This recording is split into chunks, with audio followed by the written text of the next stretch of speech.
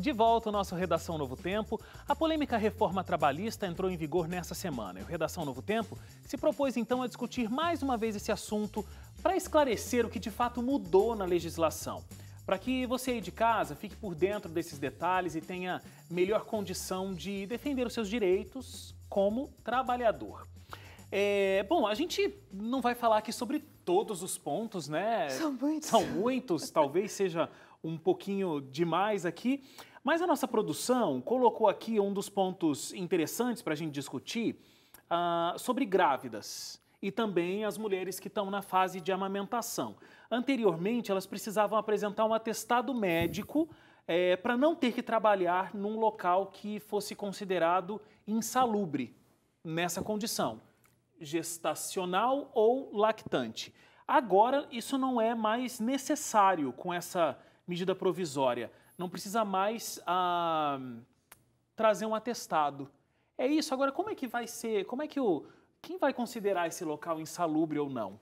É que assim... Já tem que ser considerado um local... É que primeiro assim, a reforma trabalhista que entrou em vigor no sábado, ela dizia que a mulher gestante ou lactante não haveria problema nenhum de ela trabalhar em locais insalubres. A não ser que tivesse um atestado médico expresso dizendo, olha, a minha paciente não pode trabalhar no local onde ela trabalha por isso, por isso, por isso. Isso é o que estava na reforma.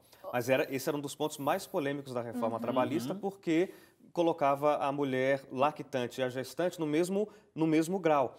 O que não ocorre, porque uma mulher que está amamentando realmente pode trabalhar num ambiente em que, sei lá, seja insalubre para os ouvidos. É um lugar de muito barulho. Ela só vai amamentar o filho dela depois, não tem problema nenhum. E possivelmente em outro local. Mas uma gestante, sim. Uma gestante não pode ficar num lugar com muito barulho, porque isso afeta, sim, o desenvolvimento do feto. Esse é um exemplo, né? E na reforma, a reforma trabalhista colocava as duas condições como a mesma coisa. Então, vai trabalhar no insalubre de qualquer jeito. Para não trabalhar no insalubre, você vai ter que ir lá no médico e pedir para ele dar um atestado para a gente tirar você daqui. A empresa não teria essa responsabilidade em realocar não era obrigada a fazer isso. Aí, a medida provisória que o governo editou nesta semana já era fruto de um acordo do presidente com o Congresso Nacional, que ele falou assim, para a gente apressar, aprova do jeito que está, depois eu arrumo aqui com uma medida provisória. E aí veio a medida provisória e dentro da medida ele explica, ele fala, então, olha, vamos manter como era, tá? Não vamos colocar gestantes, lactantes de qualquer jeito lá num lugar insalubre, a empresa vai ter que cuidar dessas mulheres como era antes da reforma. Então, a reforma desfez, a medida provisória corrigiu nesse ponto, né? É uma coisa curiosa até que tem nessa medida provisória que a gestante poderia ficar nesse local voluntariamente, né, caso ela queira permanecer nesse local, mas com atestado médico dizendo que ela poderia ficar. Aí eu fiquei pensando, mas por que uma mulher grávida ficaria em um local insalubre, entendeu? Uma resposta possível é assim, o empregador fala, você não tem mais aquela cobertura, né, a garantia de emprego. Se você quiser trabalhar, é ali, senão você cai fora. Você quer ficar no local insalubre? Pede para o médico lá dizer que, não, tudo bem eu ficar. É uma possibilidade, o empregador pode dizer isso para a funcionária. Aí você vai dizer, como é que uma mulher vai querer trabalhar desse jeito? Ela talvez não queira, mas ela... a mulher grávida, né? Não, a grávida não, mas a lactante... Tudo bem. Verdade, tem essa diferença das gestantes com as lactantes. Tem um outro ponto da reforma trabalhista, dois pontos que me chamaram bastante atenção. Um é da questão da contribuição sindical obrigatória, né? Que ela não é mais obrigatória agora.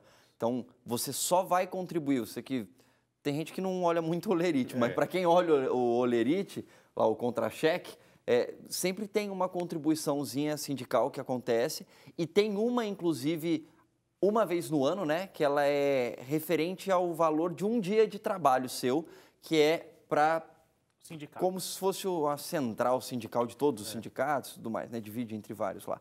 E agora não vai ter mais essa obrigatoriedade, a menos que você queira contribuir. Aí você tem que fazer uma cartinha lá, eu acho, né, falando que você pode contribuir e tal.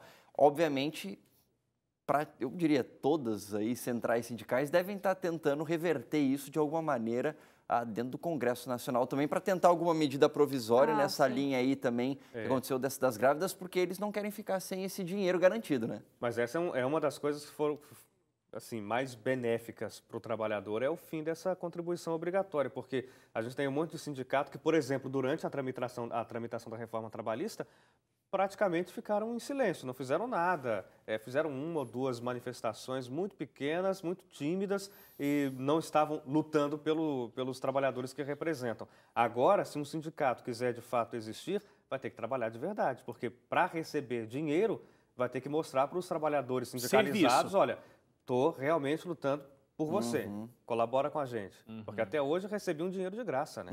É interessante. Agora, uma outra questão é a questão das férias que podem ser fracionadas, né? Bom, sempre puderam, né? A gente podia ter 10 e 20, podia Só ter podia 15 ser fracionado e 15, em duas partes. vezes. Agora pode ser fracionada em 3 vezes. Isso para quem vai ter um contrato de trabalhador, carteira registrada ou não, né? É porque agora é interessante que, assim, pode dividir em 3, mas tem 2 detalhes, né?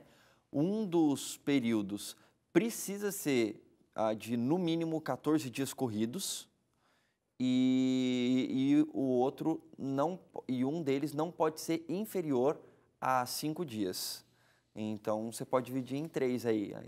Aí fica o critério aí do trabalhador fechar isso junto com o empregado. Mas é que hoje você só podia dividir em 2 partes. Então, geralmente, o trabalhador dividia ou em 15 e 15, né? 15 e 15, ou 20 e 10, ou 30 de uma vez. E agora, dessa vez, pode dividir em 3 Tem uma partes. categoria nova aí, né? Que é o trabalho intermitente. Que alguns dizem foi uma maneira de formalizar o antigo bico, né? Que talvez agora não tenha mais essa questão do bico. E o trabalho intermitente também vai poder dividir as férias em 3 vezes, né, Hélio? Eu acho que eles vão poder fracionar também, né? Tendo carteira assinada, as férias estão garantidas da mesma forma.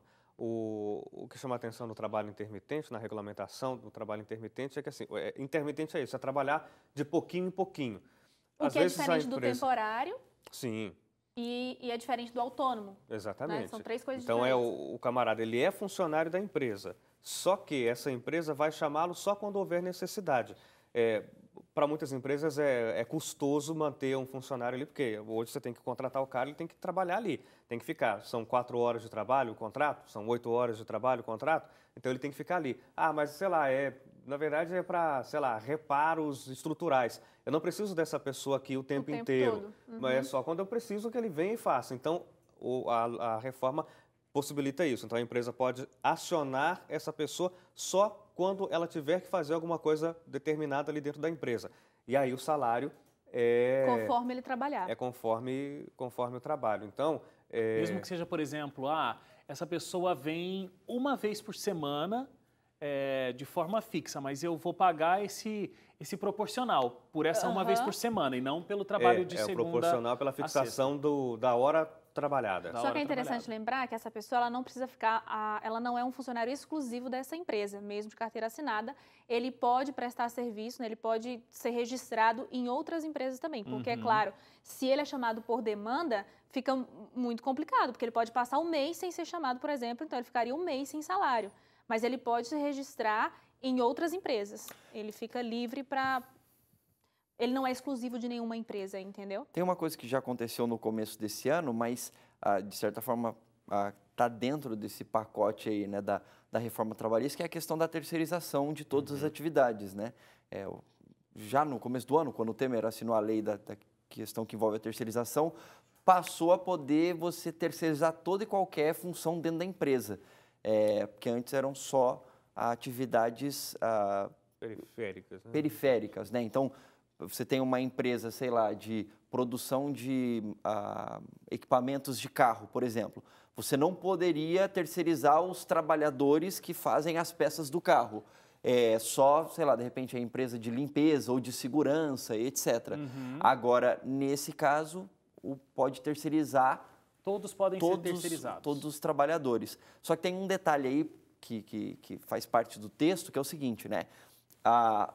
Você não pode demitir um trabalhador de carteira assinada da tua empresa e recontratá-lo imediatamente como um terceirizado.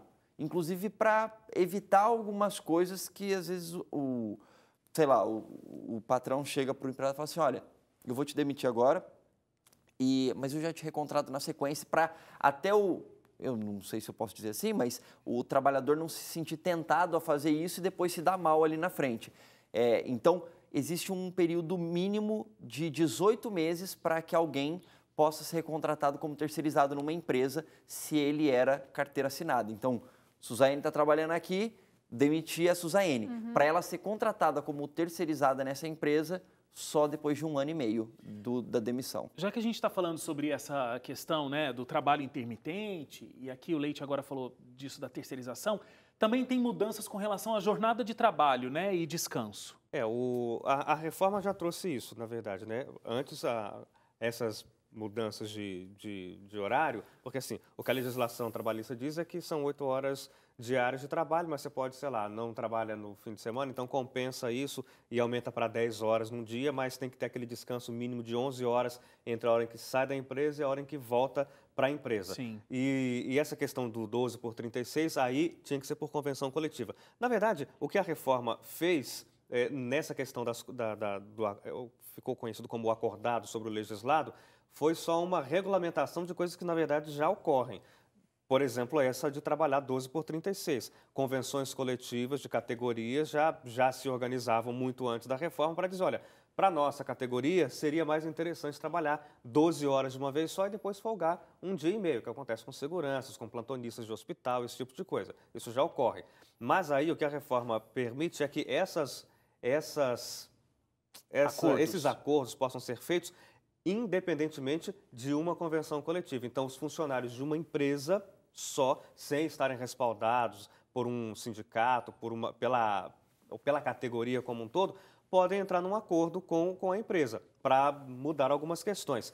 Uma vez a gente recebeu no jornal um advogado, o Dr. Guilherme Montoro, e ele contou fora do ar para mim sobre algumas coisas que ocorriam. Você vai colocar no ar. Não, porque não é um problema, mas ele falou, por exemplo, ocorria, por exemplo, ele sabe de um caso de uma empresa em que os funcionários tinham que sair à meia-noite. E aí os funcionários, quando saíam à meia-noite, não tinham como pegar o ônibus que passava, sei lá, 10 para meia-noite. O próximo ônibus só viria, sei lá, quase 1 hora da manhã. Então eles ficavam quase 1 hora no ponto esperando. Conversaram com os patrões e disseram, olha, podemos fazer o seguinte, a gente faz o nosso intervalo, em vez de 1 hora, meia hora só, e a gente sai meia hora mais cedo. Então a gente sai 11h30 e consegue pegar o ônibus. E o patrão falou, olha, tudo bem então, se é melhor para vocês, por mim não tem problema. Só que aí o tempo passou, alguns funcionários começaram ou a sair ou a serem demitidos, e o que fizeram depois disso? Entraram na justiça e disseram, olha, porque lá a gente era obrigado a trabalhar a tirar só meia hora de repouso, de descanso, né, do intervalo, e não 1 hora completa. E aí, claro, você chegou na Justiça do Trabalho, o juiz do trabalho vai olhar e vai falar assim, olha, a CLT disse que é 1 hora de repouso. Vocês, empresa, não deram só meia hora. E aí, claro, a empresa, no termo, se lascou, né? Porque teve que pagar indenizações quando estava tentando ajudar os funcionários. Então, o que a reforma trabalhista diz como sendo positivo desse tipo de acordo é que, se o acordo foi feito, os funcionários estão dizendo, a gente quer desse jeito que vai ser bom para a gente. Empresa, você concorda? Tá bom, então é um acordo. Eu vou ganhar alguma coisa, vocês vão ganhar outra coisa. Aí acontece um registro desse acordo, né? Tem que ter feito um registro, tem que ser levado lá, tem que ser, confirmado, tá tudo certinho.